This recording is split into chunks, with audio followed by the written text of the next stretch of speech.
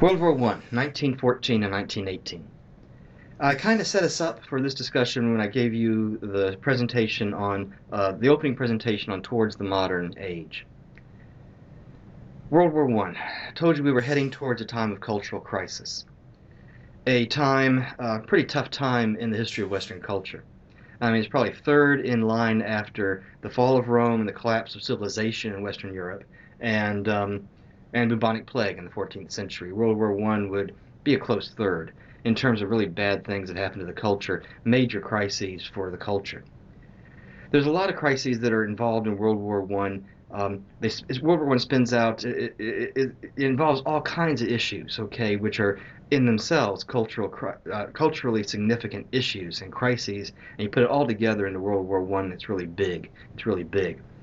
It's hard to overstate the devastating impact of World War I on Western culture.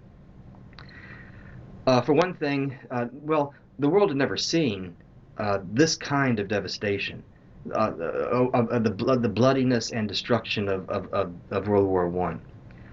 Now, of course, you understand what I'm saying. I mean, wars have always been bad things, and individual battles have been horrible things, and wars have been horrible things, and bad things have happened to people, okay? But not on this kind of scale. Nobody knows how many millions of young men are killed in combat in World War I. Nobody knows. Some nations just gave up counting. Russia, for example, a significant player in World War I, just completely gave up counting. Men were dying faster than they could be counted, faster than you could fill out the paperwork and keep track, and so some countries just shrugged their shoulders, threw up their hands, and gave up counting. For the same reason, nobody knows how many tens of millions of civilian casualties were a result of the war. All we have is estimates. Nobody really even knows. This kind of devastation on this kind of scale, and for to think that about a third of the young men of France, men between the ages of 15 and 50, those are the draft ages for the war. Certainly, a lot of young men below 15 and older men above 50 certainly volunteered. But a third of the young male population between 15 and 50 are killed in combat in World War I, and that's pretty heavy. The bloodiest battle of the war was the Battle of the Somme, fought over a week on a 10 square mile area. A 10 square mile area that's a little bit bigger than the city of Dunellen.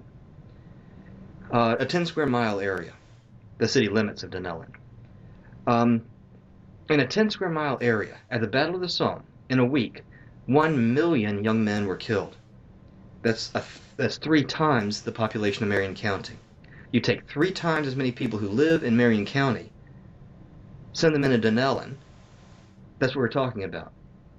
F. Scott Fitzgerald, the American novelist, who was a combat veteran of that battle, he'd volunteered for the British Army before the United States got involved in the war.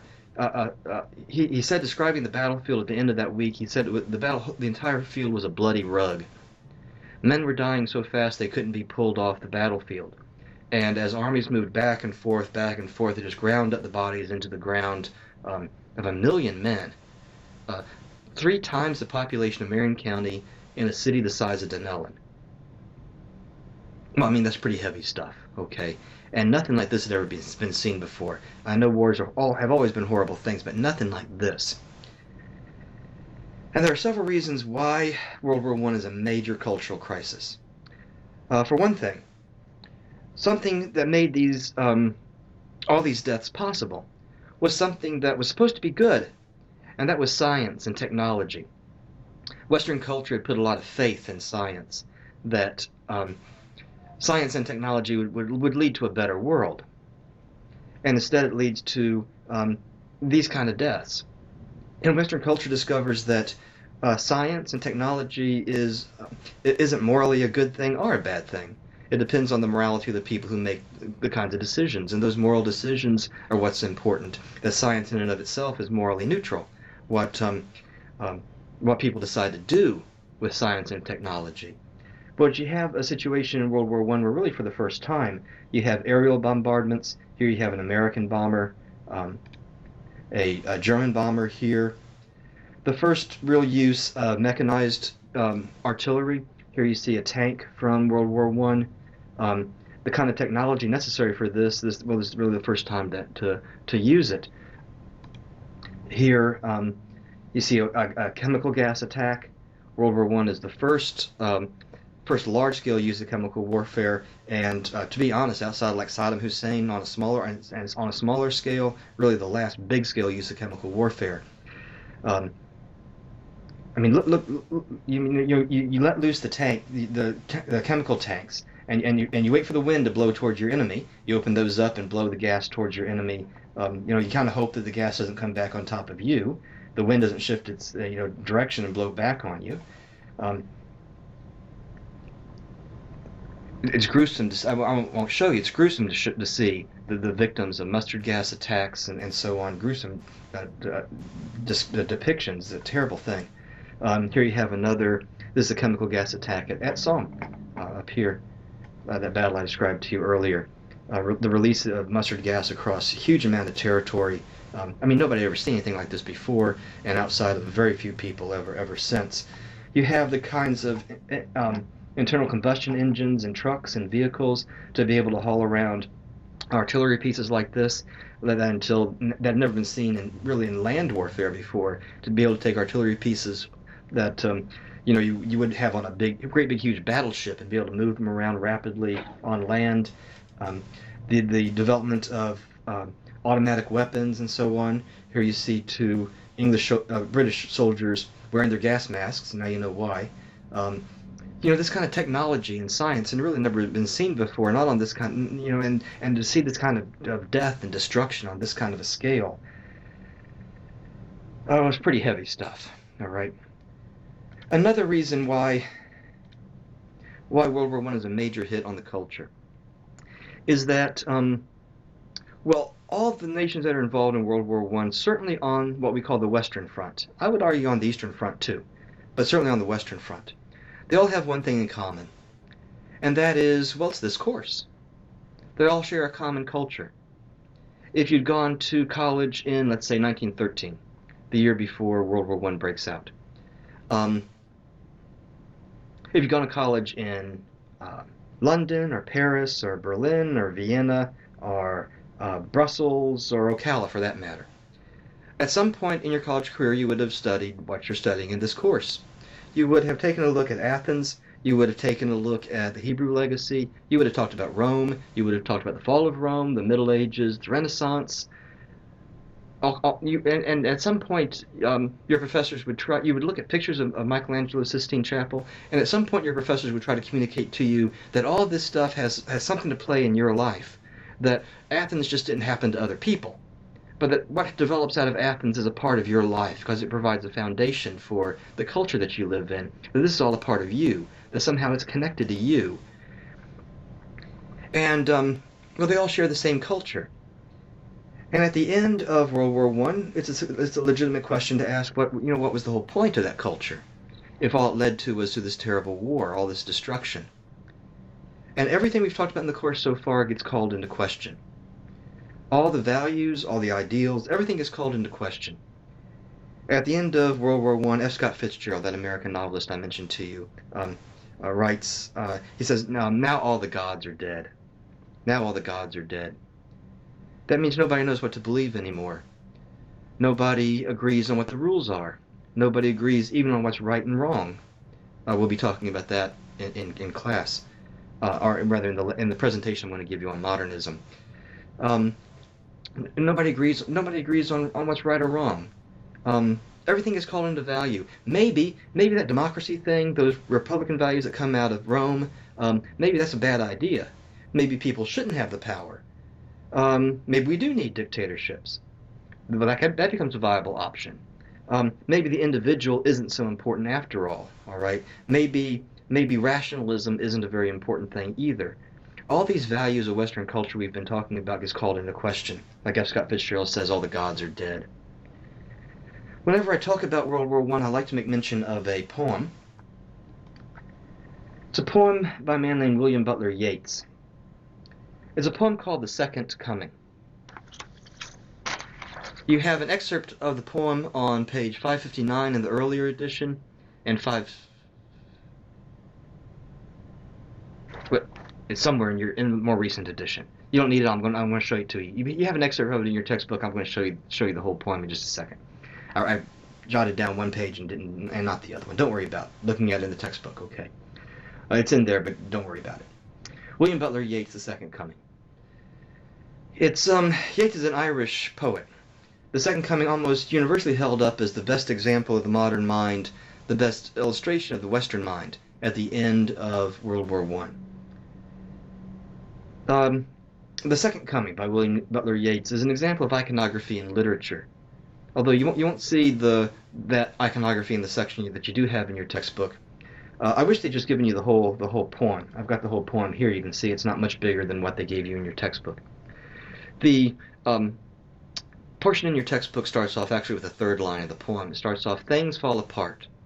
The center cannot hold. Mere anarchy is loosed upon the world.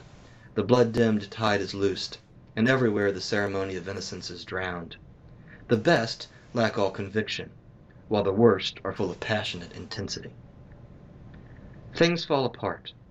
Nobody agrees on anything anymore. Everything that's come before in the course gets called into question. The whole thing falls apart. Things fall apart. The center cannot hold. There's no center to the culture that can hold. There's no stability. The center cannot hold. Mere anarchy is loosed upon the world. That means nobody agrees on what's right or wrong. Nobody agrees on what the rules are. The blood-dimmed tide is loosed. That's all those untold millions of battlefield deaths and tens of millions of civilian casualties. And everywhere the ceremony of innocence is drowned. Nobody's left untouched by what's happened. The last two lines of that segment that you have in your textbook that I read to you here, these two lines here. Where's my marker? Somehow I lost my marker. There we go. The best lack all conviction, while the worst are full of passionate intensity. Right there in those two lines, you've pretty much got a good summary of the world history of the 20th century, right there. That summarizes an entire century. The good people, not the bad people, not the good people. The good people don't have any strength of their convictions. The good people see bad things happening, and they don't quite know what to do about it. They'll see people being treated in horrible ways. And the good people now, not the bad people, the good people say, somebody ought to do something about that. I wish somebody would say something, because that's just wrong. People shouldn't be treated like that. That's wrong. I wish somebody would say something about it. I wish somebody would do something about that, because that's just wrong. And then go off to work, put in their 8 hours, get their paycheck at the end of the week, and not quite know how to respond to the evil they see in the world. They don't have any strength of their convictions. The best lack all conviction. Meanwhile, as it's turned out, the worst are full of passionate intensity. The evil people in the world, unfortunately, have the strength of their convictions. They know what they want to do, and they're passionately intent on having us live by their view of the world. And the poem closes up down here with the iconography, "What rough beast slouches towards Bethlehem to be born?" In other words, if things are so bad now, how much worse are they going to get? It's, like I said, a good summary of the Western mindset at the end of World War I. And as we enter into this time of cultural crisis, as we pass through this time of crisis, excuse me, I'm having some allergy problems today. As we enter this time of crisis, as we move through this time of crisis, and as we're still in this time of crisis, well, we can expect to see things looking stranger and stranger to us, becoming more and more absurd. Because in a lot of ways we're still in World War I. I've been saying that for years, and I didn't realize until this week. This week I saw a newspaper, a news article, not a newspaper, who reads a newspaper anymore, but a news article, actually, believe it or not, I'm taping this on Thursday, September 30th, on World War I will officially end on Sunday, October 3rd of 2010. Because that's when the last bit the Treaty of Versailles, which ended the World War I, goes into effect. It's the last payment of reparations from Germany to Great Britain and France, and that will close out World War I. In a lot of ways, we're still in World War I legally. For at least the next 3 days, we're in World War I.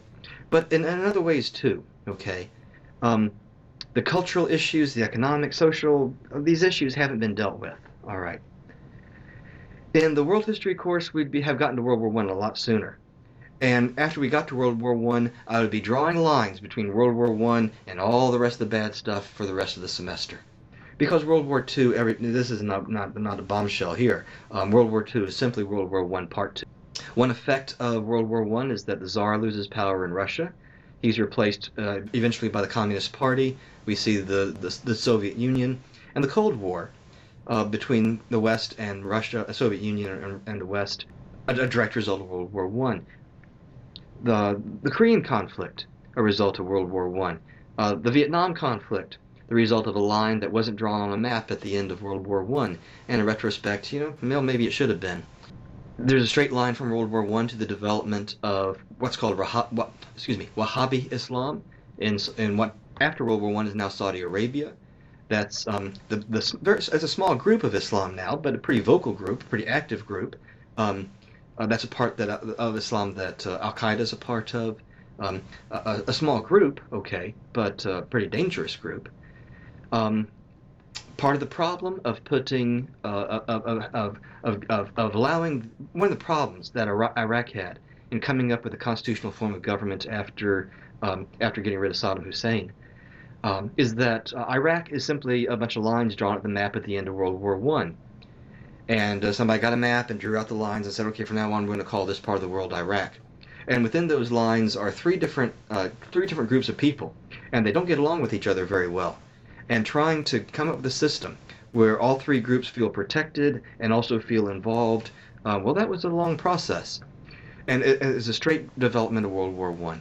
In the World History Course C, the opening of every new topic is going to be how this relates right back to World War I. All those issues have never been resolved, and we're still dealing with the world left after World War I.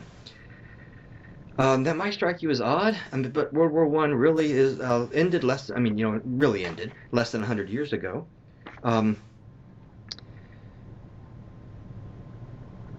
When we talked about the Renaissance, we talked about the 1500s. 100-year time periods are not all that long, okay? There are still, believe it or not, there are still combat veterans of World War I who are alive. I meant to look up and see how many there are. You can look it up on Wikipedia or something. Just a handful. Of all the nations that are involved, just a handful. Of course, they're very old men. But there are people alive today who fought in World War I. So it really wasn't that long ago. And in terms of cultural history, we're still kind of in the same time period. We're still in the same cultural crisis of World War I. Well, now we're going to start looking at some of the stuff that comes out of the period between World War I and World War II. When we get to World War II, I'm not going to say a thing in the world about World War II because it doesn't change anybody's mind. Okay, it's still the same from a cultural terms. We're still in the same crisis. So let's take a look at some of the stuff that comes out of the time period between World War I and World War II.